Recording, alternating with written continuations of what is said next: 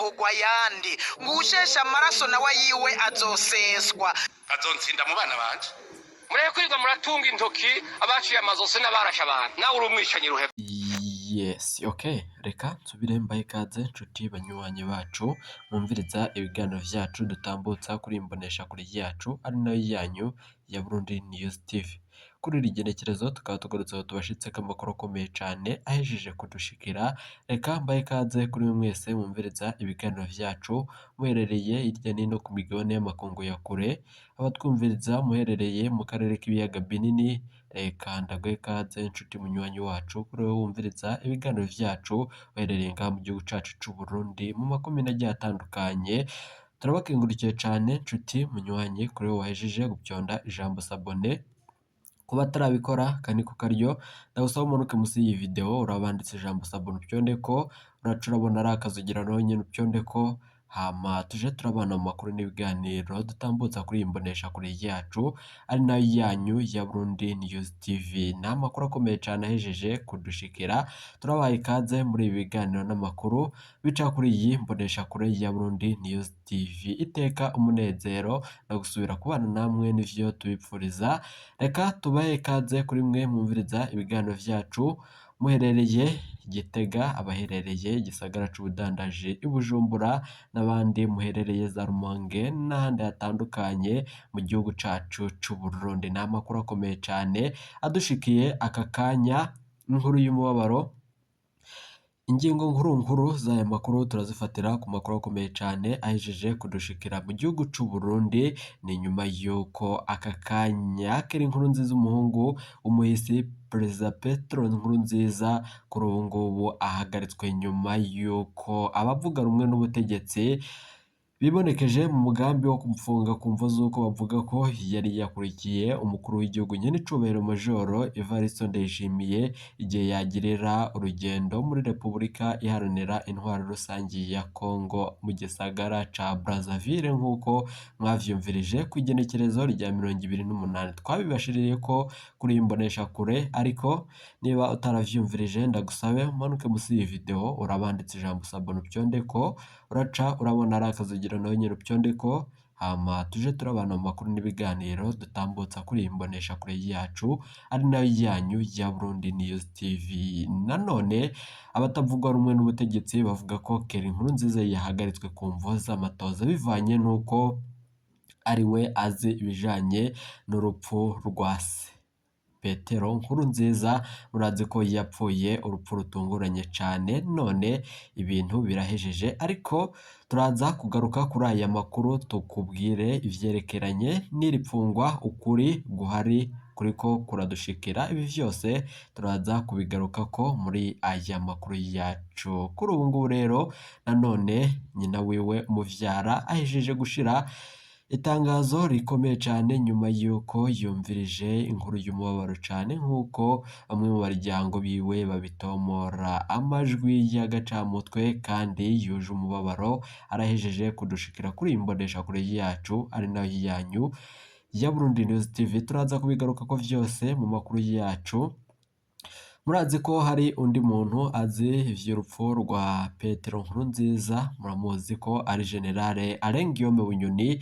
None kuri ubu ngubu nawe bikaba bivurwa ko yoba atakibarizwa mw'ibohero rya Gitega nyuma yuko hibonekeje igitero kaminuza ku mukuru w'igihugu nyen'icubahiro Majoro Evariste Ndayishimiye ngo yagirira ibiganiro muri Muramvya. Ivyo bikaba bivurwa na bamwe mu begereye ubutegetsi kubw'amasoko yacu, turaza kubigarukako vyose. Mwarumvirije ku igenekerezo rya 31 Gitugutu umwaka w'2023 isaha zishika 9 aho ingoho ziteye ubwoba mwarumvirije ko zari ziriko ziribonekeza muri Muramvya. Ivyo vyose turaza kubigarukako muri aya makuru yacu tuba twabateguriye ngaha kuri Burundi News TV, tukayabashikiriza yose ko yokabaye idonido. Reka ndagukengurukire cane nshuti munywanyi kuri wowe wahejeje gupyonda ijambo sabone. Kuba atarabikora kaniko karyo ndagusaba umanuke musi y'iyi video urabanditse ijambo sabone upyondeko, uraca urabona ari akazugira nawe nyene upyondeko, hama tuje turabana mu maguru kuru n'ibiganiro tubashitsa ko vya misi yose ido nido iteka umunezero no gusubira kubana namwe ni ibintu bibandanya bidushikira kandi bikadushimisha vyose nanone ni umubabaro ukomeye cyane ku bakunzi b'uyu Keri Nkurunziza turaza kubigaruka ko mu makuru yacu reka ndabakengurukiye cyane mu kanya nyuma y'aka kananga mbaye kaze mu idonido ry'amakuru twabateguriye hamwe n'andi twabateguriye reka tugaruke tuyabashitsa ku yose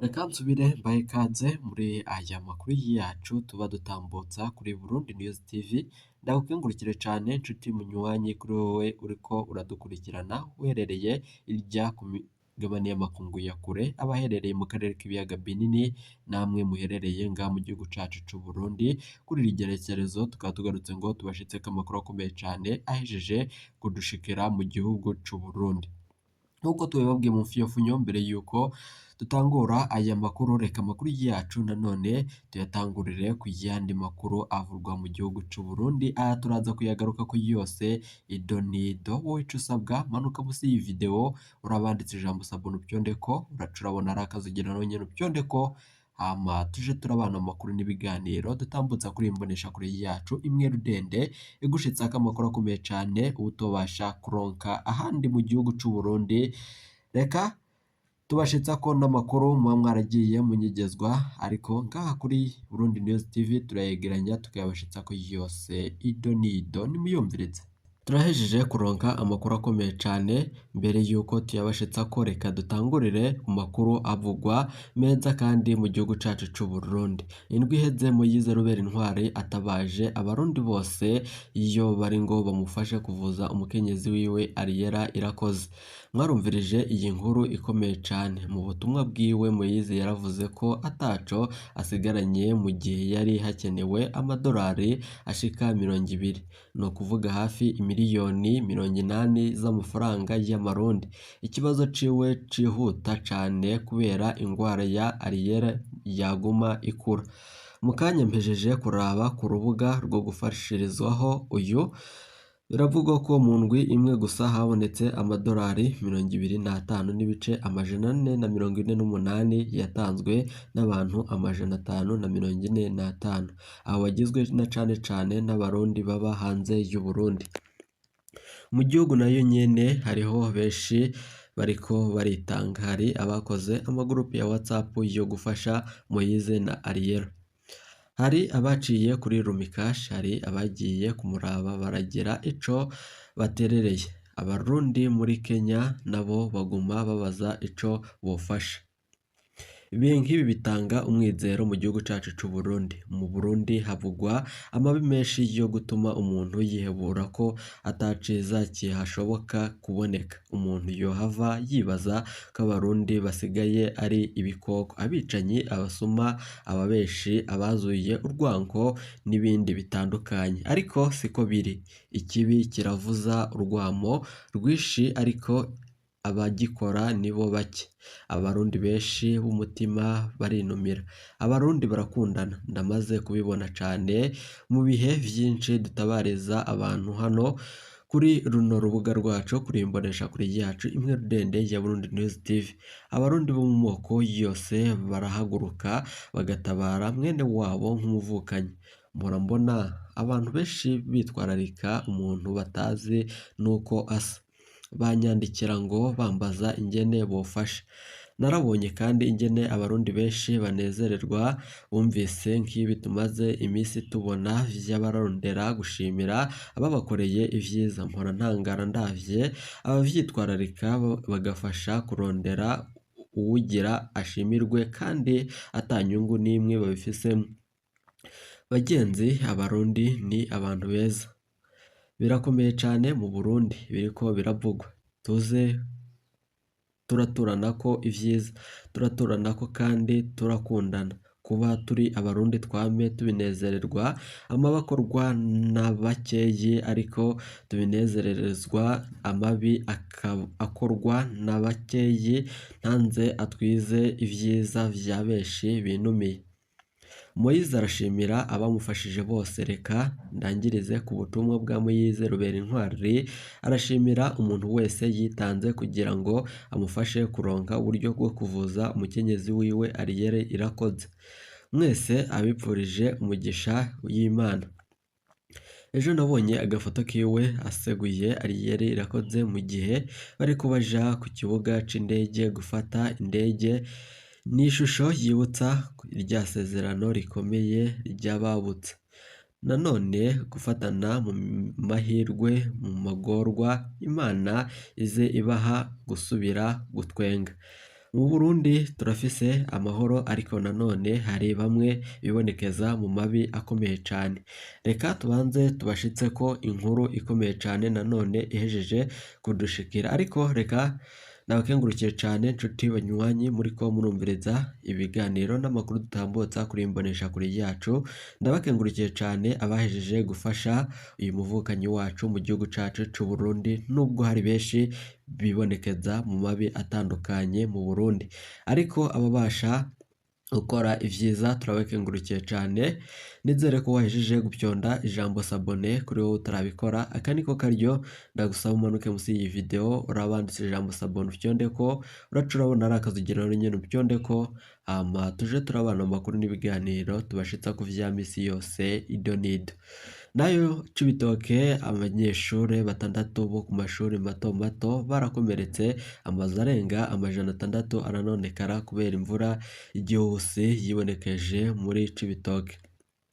Ubw'ibiharuro mfatakibanza, abanyeshuri bo mu mashuri y'intango 6 barakomeretse, inzu zirenga 600 nazo ziratwarwa n'imvura igihuse ivanze n'urubura n'umuyaga yaguye mu makomine ya Rugombo, Buganda mu ntara ya Cibitoke, uburaruko bushira uburengero bw'u Burundi. Amakuru akomeye cane ahejeje kudushikira, abajejwe intwaro muri ivyo bice hamwe n'abanyagihugu baratabaza abo fasha abakozwe ko n'ivyo biza. Turazi ko abarundi tugira umutima mwiza wo gufasha. Reka nsubire ndabakengurukire cane. Hejuru yaho nanone, hejuru y'abo bana 6 bakomeretse, ivyubakwa vyinshi vyaranonekaye cane. Amashure 16, ibirasi 26, ubuzu bwa surwumwe 13, amazu arenga 678 vyose vyarasidutse cane. Ampande y'ivyo amashengero 5, imirima myinshi vyaranonekaye cane. Bishikirizwa n'umwe mu bajejwe intwaro, yiyongera ko ibiti 20 vy'umuyaga nkuba vyinshi nanone na mukeya vyakozwe ko n'umuyaga mwinshi, kandi ubu amakaritiye menshi atagira umuyaga nkuba. Ubwo abanyagihugu, ibikorwa vy'amashure nanone yakozwe ko n'iyo mvura vyarahagaze. Abanyagihugu bakozwe ko n'ivyo biza baryama hanze kandi ntibagira ico bakira nayo bamira. Nanone imbere yayo mabi, abategetsi basaba abashoboye gufasha kuza gufasha abari mu vyago. Umurwi ujeje gukinga no gutabara mu bihe vy'ibiza n'isibe uvuga ko uri guharura ivyanonekaye kugira ngo hamenyekane urutonde ntabakuka nanone rw'ivyononekaye, ruzokwerekwa abagiraneza imbere yo kumenyesha ko ivyo nkenerwa vy'ibifungurwa n'ivyo kwipfuka, hatibagiwe ibikoresho vyo mu nzu n'amabati vyihutirwa. Uwo murwi usaba abanyagihugu gushira imbere umugenzo wo gufashanya mu ntumbero yo kugarukira ku bari mu kangaratete. Amakuru akomeye cane ahejeje kudushikira ngaha mu gihugu cacu c'u Burundi. Nanone biravugwa ko Burundi, leta y'u Burundi vyayinaniye gukora imigambi imwe y'iterambere, bivurwa na OMI.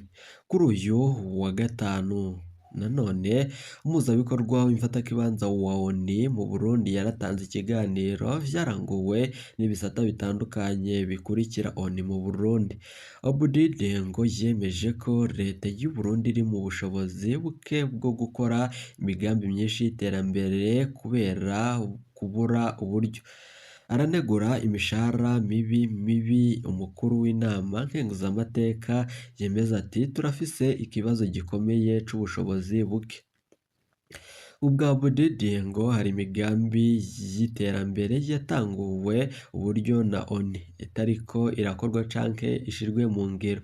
Ubu leta itubwira iti ntiwokoze imigambi kuko nta bushobozi dufise. Jewe nabajije ikibazo ariko mushasha ncabwenge zivuye inyuma y'igihugu ziza ngaha canke mushaka ko tubafasha tugarukana incabwenge z'abarundi ziba hanze y'igihugu?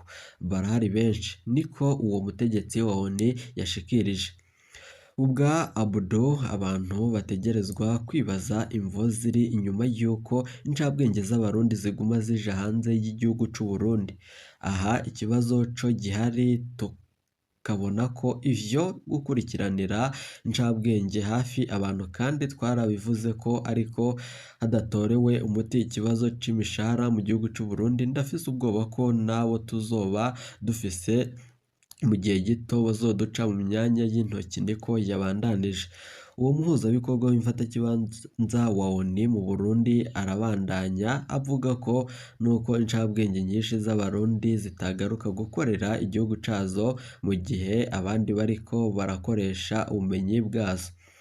Hariho abantu bigishijwe n'u Burundi. Jewe nkorera ONU, nakoze mu gihugu c'u Burundi, nakoreye mu bihugu vyose, narahuye n'abarundi bashoboye cane ariko bashobora gutaha.